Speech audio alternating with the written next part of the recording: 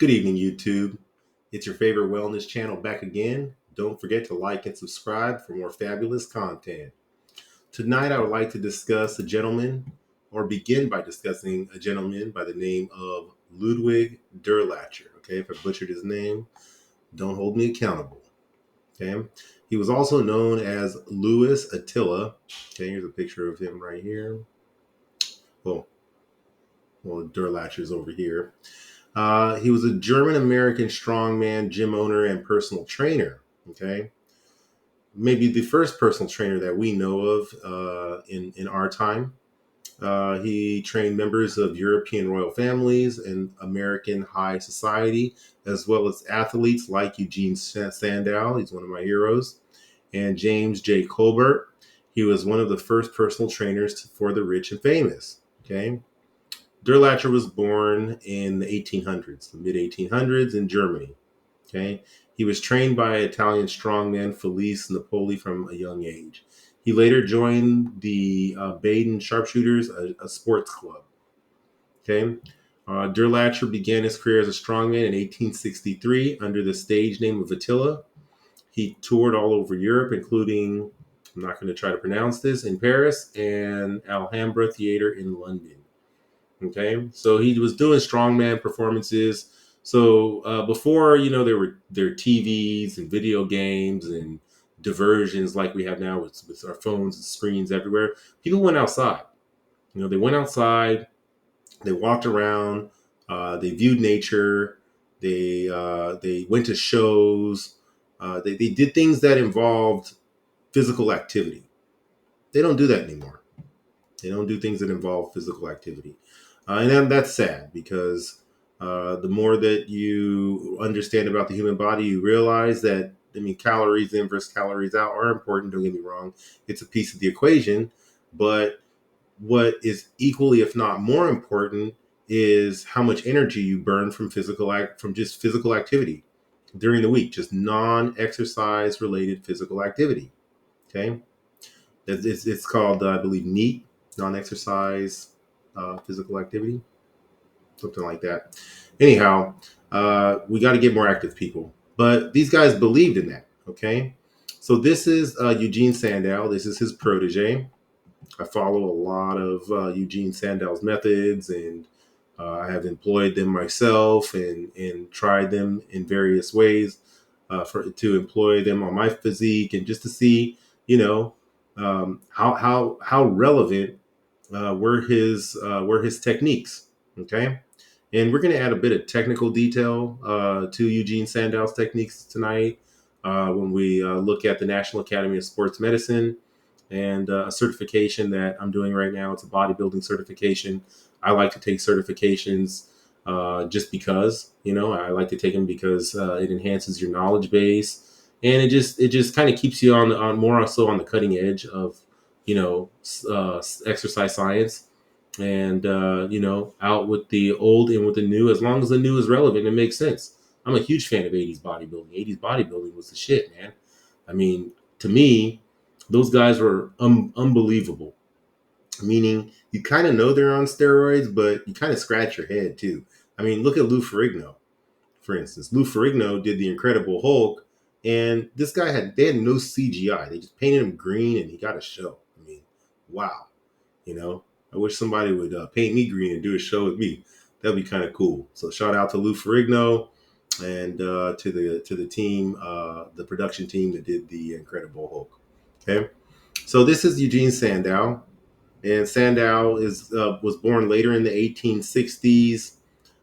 He died in the early 1900s. German bodybuilder from Prussia when Prussia did exist. And he was born in Königsberg. Sandow became interested in bodybuilding at the age of 10 during a visit to Italy. So he must have ran into his predecessor, went to a show out there, and he got exposed to strength training. After a spell in the circus, Sandow studied under strongman Ludwig Durlacher. Okay, we go back to Ludwig in the late 1880s. On Durlacher's recommendation, he began entering strongman competitions, performing in matches against leading figures in the sport, such as these gentlemen right here. Okay. In 1901, he organized what is believed to be the world's first major bodybuilding competition. Set in London's Royal Albert Hall, Sandow judged the event alongside Arthur Conan Doyle, Sir Arthur Conan Doyle, and athlete sculptor Charles Whitwrong. Whit, Whitwrong. Hope I got it right. Okay. So this is Eugene Sandow. Okay. Him and his predecessor are the reason why we have physique competitions. We have bodybuilding competitions. We have all these different competitions. Um, Society has been introduced to strength training, and these guys were at the tip of the spear, if you will, in terms of getting people to recognize that you could transform the body, not only aesthetically, but you could become stronger by introducing strength training or resistance training. Okay. So here's some quotes by Eugene Sandow, how strength affects society. And these are a few quotes I found some inspiration in today, and I'll leave them some of these links in the paragraph below, so that way you guys can kind of check it out and look for yourself and see if you find any inspiration to change your life or change your body with some of Eugene Sandow's wonderful information. Okay, so he said, health is a divine gift, and the care of the body is a sacred duty. To neglect which is to sin. I believe this. So for those who've trained with me, they hear me say something called confess your sins, and people laugh at it. I laugh at it. I confess my sins back. Like if I messed up on the weekend and I got my fat boy on, I'm going to tell you, I'm going to tell you, I may have had one too many drinks, which I don't really drink much, but to me, more than one is too much. Heck, one can be too much. But if I did that, or let's say, for instance, I indulged myself in something that is sweet that I know I shouldn't have, which happens rarely, but sometimes it does happen. I'll confess my sins back. So I like clients to tell me, "Hey, I did this," and we make a joke about it. So we confess our sins, and so I kind of attach to this. This quote here, just because to neglect your body is a sin, and I believe that, man. Being gluttonous, out there eating nonstop, stuffing your face with reckless abandon, and just ignoring your health. I do believe that's a sin into yourself. I really do, if there's such a thing. Okay, so I won't harp on that. There is a stereotype figure of the old time strong man that we will have to part with when thinking about Eugene Sandow. I think most people imagine a brutish, hulking man who has been naturally endowed with a larger frame and muscles, and therefore has relied upon his body rather than his mind all his life. He works as a performer because it is a better alternative to being a rock breaker or some other manual labor for which he would be suited, and for which he would get none of the attention he otherwise receives each night. Okay? Once again, you begin to read the works of Eugene Sandow, and you see that he stands in contrast to that stereotype. He is articulate and thoughtful, not only about strength building, but even the effects of weakness and disease on society, and how a strong body can lead to a strong mind and serve as an underpinning for moral behavior. Okay, I like that. Okay, so there's some more quotes here.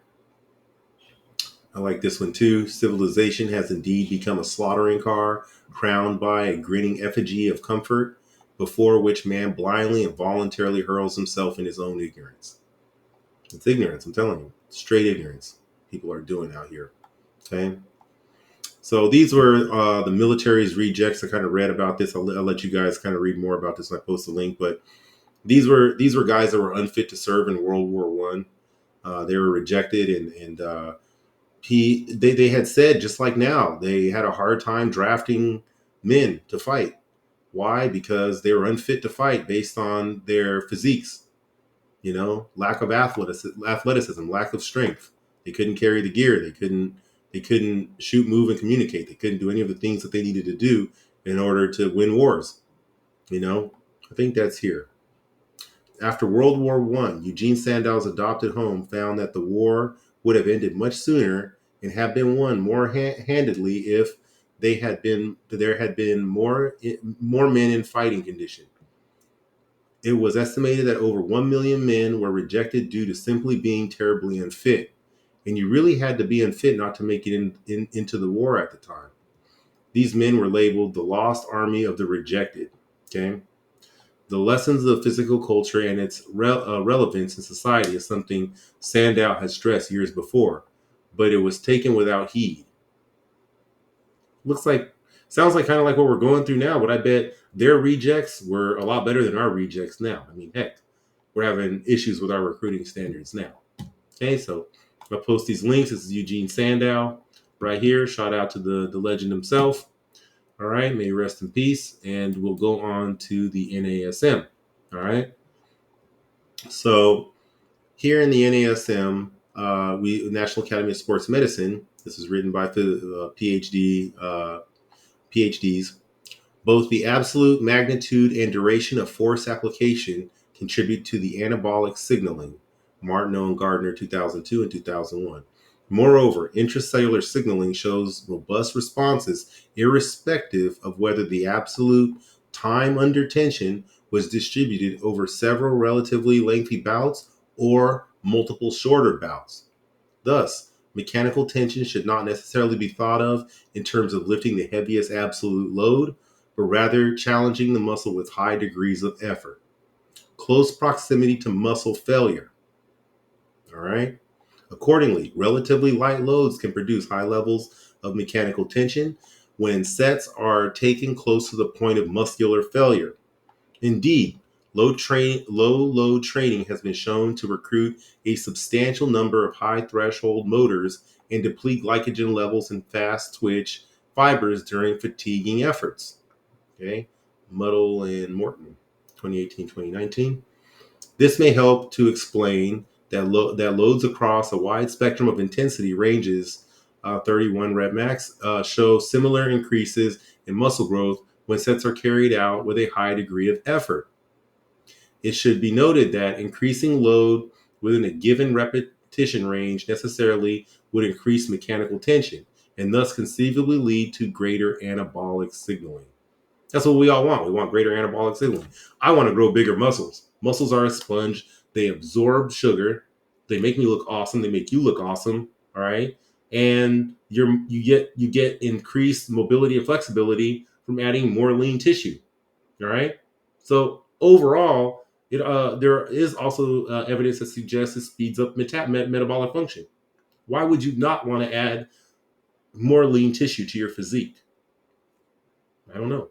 You know, hey man, there are people out there that just want to be skinny. You know, maybe you don't want your legs too big because you want to fit in skinny jeans. I don't know. You know, I have no clue. But the more muscle you have as you age, the better off you are. All right. So this really struck me this evening because as I was going over this chapter in this certification, this paragraph or these paragraphs here, they back up Eugene Sandow's work. Okay, so if you read any of Eugene, he said the same thing. He said it back in the 1800s. You know, he was big on starting with lighter weight and going off of load volume versus going straight for the heavy weight. You know, you take a calculator and you take your weight and you multiply it by reps, and that'll give you your volume. That'll give you your load volume for a specific set. You know, and the goal is to lift heavier loads in your training period. You know, so if I lift 1,000 pounds of steel, I lift 1,500 pounds of steel, maybe I lift 2,000 pounds of steel, and this goes up incrementally. You know, in weeks, months, years. You know, I put more load and I find ways to exhaust and fatigue. Okay, fatiguing efforts. So, you know, all you guys and gals that are, you know, doing a couple sets or do a set and you put the weights down, you pick up your phone, you sit there, you know, you piss guys like me off because, you know, I want to get to the equipment. I want to rock right now and I can't because you're sitting there and I'm trying not to, I'm trying not to lose my membership by starting shit in the gym. There are no fatiguing efforts. There are no fatiguing efforts. I need fatiguing efforts. Fatiguing efforts are VT1, ventilator threshold one, where you're like, oh my God, I mean, talking is challenging just off weight training. You can feel your heart. You're working hard. You're sweating. All right. Your shirt is damp. You're working hard. You're laboring in there, So there are many different ways to do that. And we'll cover how to do that in other videos. But if you're not working hard enough, get after it. Don't just do one exercise, superset. Do one exercise and do another, tricep, 3 exercises back to back, giant set, 4 exercises back to back. Static holds. Add more repetitions. I mean, repetitions for me are just in my mind. It's something that I think about. Like I'll set a target. I like 20 usually. Between 12 and 20, and it's a moving target. And I set my 1 MR off of it, to understand what kind of load I'm going to be doing, for that given set, right? But it's a guide.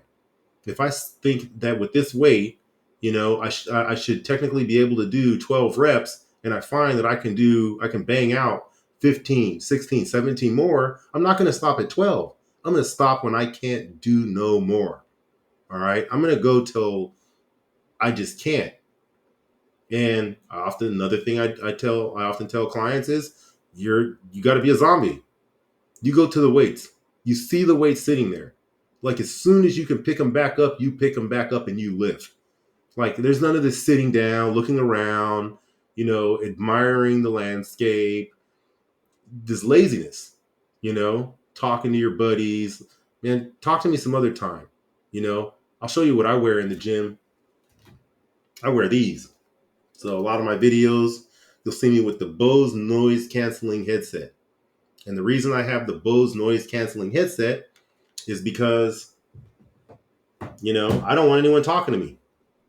I'm sorry. I don't want to hear you. I don't care.